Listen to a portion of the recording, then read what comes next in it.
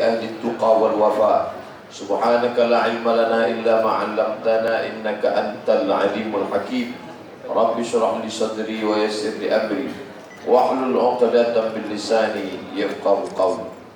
Sama-sama kita hormati Bapak Gubernur, Bapak Bupati, Bapak Kiai, Ketua MUI, alim ulama, cerdik pandai, tokoh masyarakat, Ketua Nahdlatul Ulama, Ketua Dewan Masjid Indonesia, hadirin hadirat, insyaallah kita semua dimuliakan Allah Subhanahu wa taala. Ya Rabbal alamin. Rasanya semua rukun, syarat dan wajib serta sunnahnya sudah sempurna subuh ini.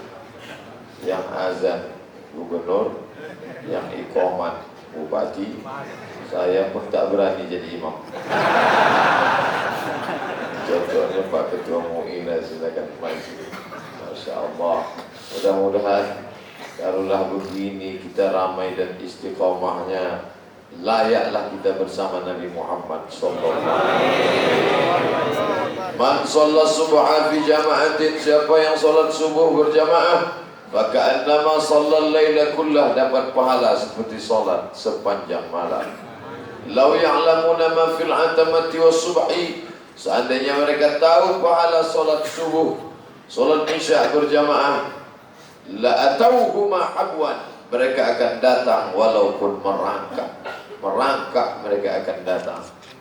Dan tadi pula dari mulai pintu depan sampai masuk ke dalam, jamaah menyambut bersalam-salaman sampai di depan, sampai selesai sholat tak berhenti berfoto. Ini syiar luar biasa. Dulu orang bertabarruk bil musafahah, mengambil barokah dengan bersalam-salaman.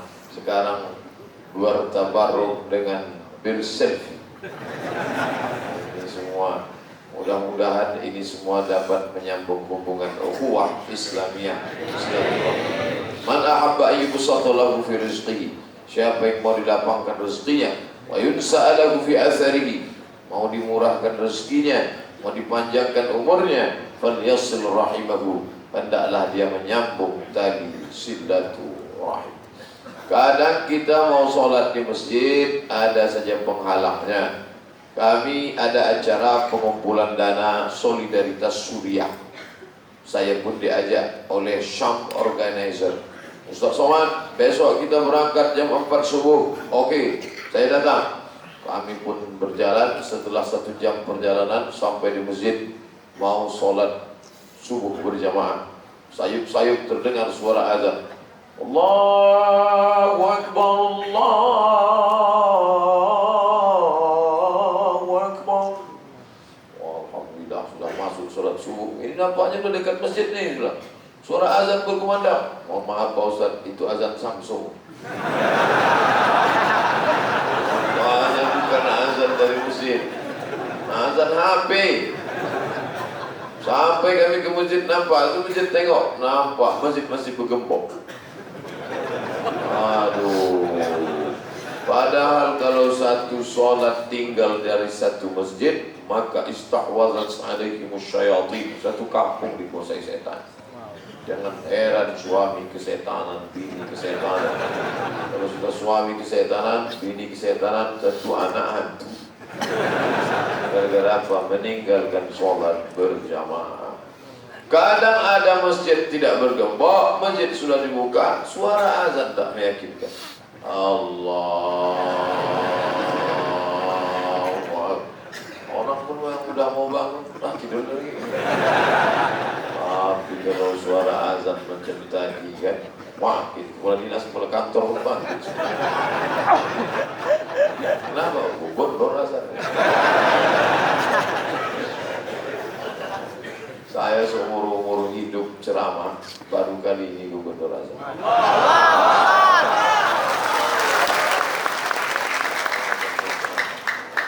Yang live langsung. Kalau rekaman, rekaman kan mudah, tinggal gerak-gerak mulut aja. Yang live langsung, baru kali ini lah. Sepaket pula sama iqamatnya bukan. Yang bingung jamak, aku apa nih?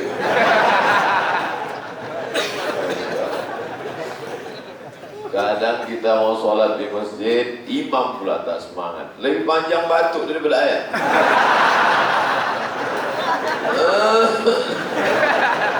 Api semua dilengkap semua. Beginilah idealnya orang-orang yang punya kekuasaan itu datang ke masjid. Saya kadang diundang, Wan Ustaz Somad, semua undangnya semangat luar biasa. Begitu kita datang ke daerah yang saya hormati Bapak Gubernur atau yang mewakili, Bapak Bupati atau yang mewakili, Bapak Camat atau yang mewakili, semuanya serba protokoler, semuanya serba birokrasi, semuanya serba basa-basi. Tapi di Provinsi Bangka Belitung real, kisah nyata. Semuanya sekarang semua serba ikut protokoler birokrasi. Jangankan gubernur, jangan bupati, kepala sekolah pun pakai birokrasi. La ilaha illallah. Assalamualaikum. Waalaikumsalam. Betul ini Ustaz Somad? Betul. Saya diutus oleh kepala sekolah untuk nelpon Bapak. Bisa kami pakai Bapak? Emang saya laki-laki undangan. Apa maksud ini juga? Kami mau undang Ustaz ceramah, undang-undang aja lah, jangan pakai-pakai.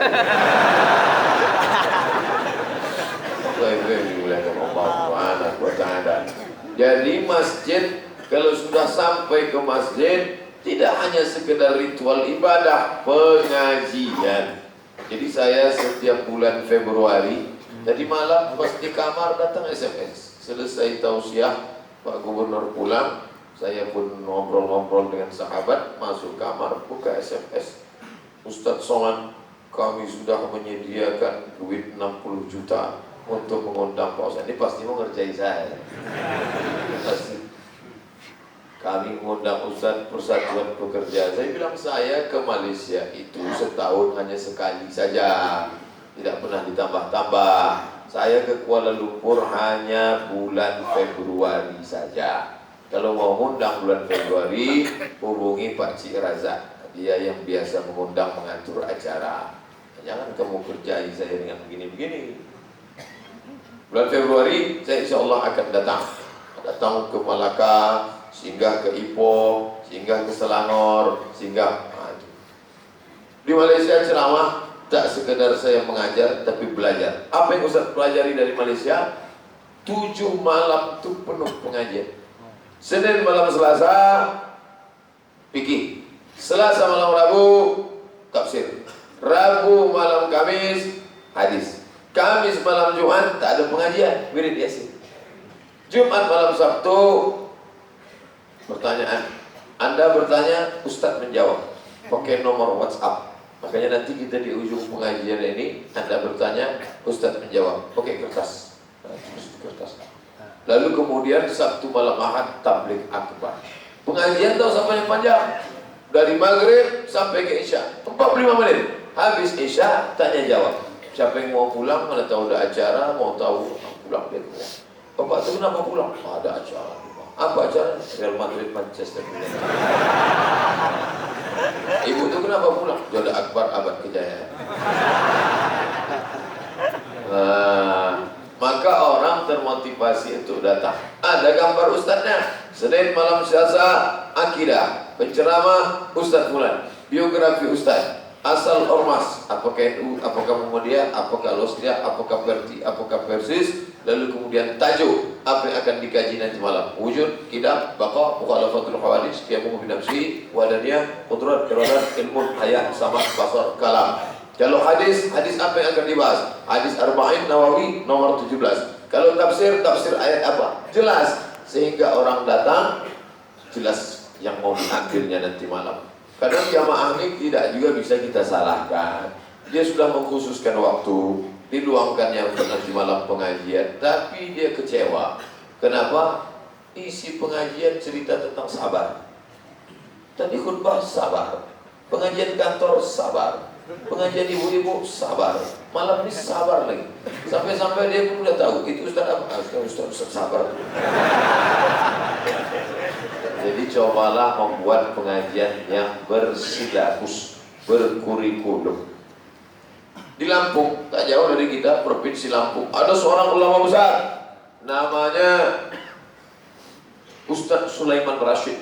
1935 dia sudah tamat Al-Azhar Mesir. Hebatnya Ustadz Sulaiman Rashid.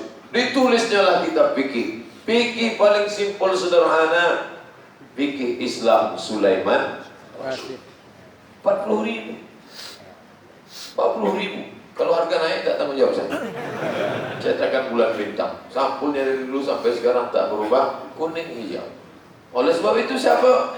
Banyak jamaah tak tahu mana rukun, mana syarat, mana wajib, mana sunat. Ustaz Somad, gimana kalau saya sholat tak baca Allahu Akbar kabira? Ustaz Somad, gimana saya sholat kalau lupa baca ayat? Ini orang nggak ngerti mana rukun, mana syarat, mana wajib, mana sunat. Padahal itu adalah sunat. Sholat sah, Fatihah saja sah. Tapi kalau ibarat makan, orang sholat pakai Fatihah aja itu sama macam makan, ya pakai kecap aja. Masa itu makan cuma pakai kecap? Lengkap lah, ada kuahnya, ada. Macam saya makan di rumah Pak Gubernur. Ada sup dagingnya, ada ayam kampungnya, ada pula makan jantung. Jantung, orang takut makan jantung. Makan berulang hati bertangkai jantung. Di sini jantung dimakan. Luar biasa. Bapak Ibu yang dimuliakan Allah SWT, maka lengkaplah dia. Simple, sederhana. Bak kata pepatah Melayu, kalau mencincang sampai ke landasan, putus kaji. Jangan patah tebu, tak selesai. Nah, oleh sebab itu putus kajian. Malam ini yang akan kita bahas adalah hukum bersentuhan laki-laki perempuan, membatalkan wudu atau tidak. Singkat, padat, bermakna. Jangan padat merayat, itu macet di Jakarta. Apa hukum bersentuhan laki-laki dengan perempuan kalau tak mahram? Yang satu mengatakan tak batal. Kata kawan-kawan kita dari Muhammadiyah, dia sebelum berangkat kerja salaman sama istrinya. Adinda, pergi dulu ya, dadah. Habis dia salaman sampai di kantor, sholat dia sholat duha. Allahu Akbar. Loh, kau tadi sudah salaman sama istrimu? Iya. Kenapa kau tak wudhu lagi? Tak batal. Apa pula batal sama istri? Nah, sementara dari kalangan itu katanya batal, ulang lagi. Loh, gimana yang betul ini? Akhirnya putus kaji di masjid. Dibacakan Ustaz. Menurut mazhab Syafi'i, aula mastumun nisa, bersentuhan dengan perempuan batal. Nah, kau ulang balik kecuali sama anak, sama keponakan, sama adik, sama kakak, sama nenek, sama emak. Itu tak batal karena mereka itu mahram nasab, tak membangkitkan syahwat. Mana ada mau bersyahwat menengok anaknya? Kalau bersyahwat menengok anaknya masuk ke rumah sakit jiwa, gila itu. Batal lah wuduknya. Oh begitu mazhab Syafi'i ya. Sedangkan mazhab Hanafi tak batal, walaupun dengan orang lain tak batal, walaupun bersyahwat tak batal. Karena makna aula mastumun nisa, menyentuh perempuan artinya bukan menyentuh kulit. Maaf, makna aula mastumun nisa jima. Kalau jima baru batal, kalau tak jima tak batal. Sedangkan mazhab Maliki, kalau bersyahwat baru batal, kalau tak bersyahwat tak batal. Salam. Tadi aku tak bersyahwat. Kau salaman sama istrimu tadi? Aku tak bersyahwat. Sama biniku baru aku sama biniku tak bersyahwat. Sama bini orang baru bersyahwat. Gawat. Oh, jadi tiga mazhab ya. Mazhab Syafi'i bersyahwat tak bersyahwat batal. Mazhab Hanafi bersyahwat tak bersyahwat tak batal. Nah, bertolak belakang antara Syafi'i dengan Hanafi. Syafi'i bersyahwat tak bersyahwat batal. Hanafi bersyahwat tak bersyahwat tak batal. Yang pertengahan Maliki, kalau bersyahwat batal, tak bersyahwat tak batal. Tapi dalam hal ini saya condong ke mazhab Syafi'i supaya umat tak bingung. Ustaz, saya condong ke mazhab Syafi'i. Pokoknya saya asal bersentuhan, bersyahwat tak bersyahwat, saya ulang wudu. Kenapa Ustaz ulang? Air banyak. Kemarin aja 2 kali lewat jembatan. Air banyak. Apa salahnya? Yang kedua, saya khawatir was-was. Allahu Akbar, datang setan. Kau sudah batal, kau sudah batal, kau sudah batal, kau sudah batal. Aku tak batal, aku tak bersyahwat. Kau bersyahwat, kau bersyahwat, kau bersyahwat. Kau ulang balik. Setelah kau ulang, setan tak mempan kondisi. Kau dah batal, aku tak batal. Kau bersyahwat, aku dah ulang balik. Mana dia batal? maka kuatlah kita. Tapi saya tak menyalahkan kawan saya dari mazhab Hanafi, India, Pakistan, Bangladesh, Turki, itu mazhab Hanafi.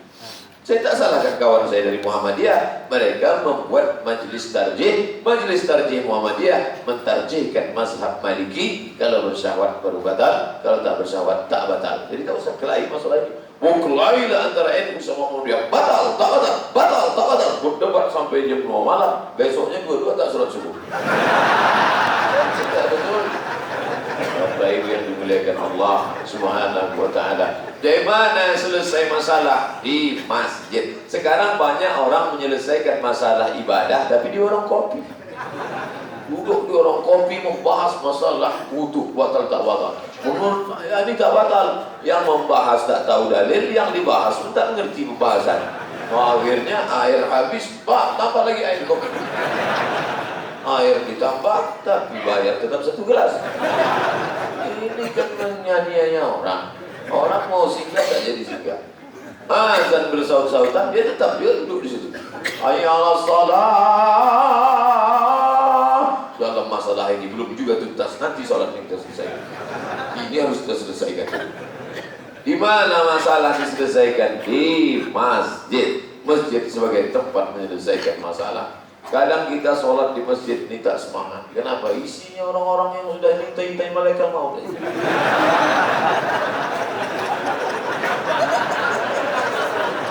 Mohon maaf Bapak yang sudah tua jangan disebut.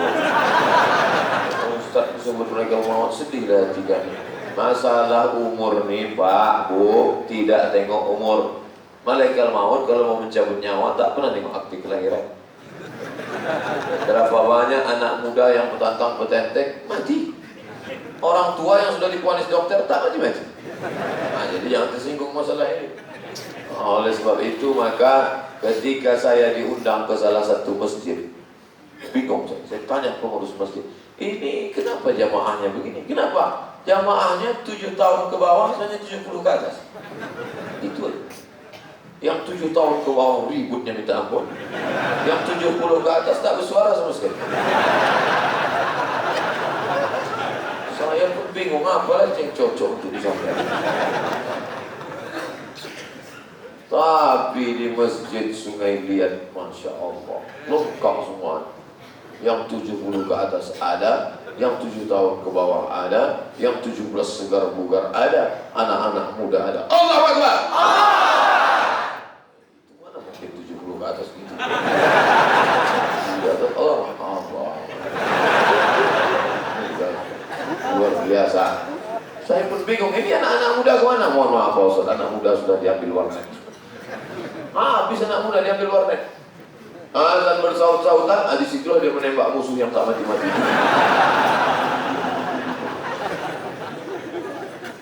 Anak muda mana? Sudah diambil geng motor Pak Ustaz. Oh, nampak lihat listrik. Bonceng sana, bonceng sini. Tapi kita semuanya ramai. Anak-anak muda ini harus dikelola. Kalau dia tak datang ke masjid ditanya, kalian komunitas anak muda, kenapa kalian tak datang? Apa sebabnya? Mau dibawa kemana hubungan kita ini? Anak-anak muda datang, dialog kita. Dialog dengan Pak Bupati, dialog dengan Pak Gubernur. Kenapa kalian tak mau ke masjid? Sebenarnya kami sudah ada niat ke masjid Pak Bupati. Terus kenapa tak datang? Inilah, kami sudah datang beberapa kali. Akhirnya semangat kami down. Kenapa down?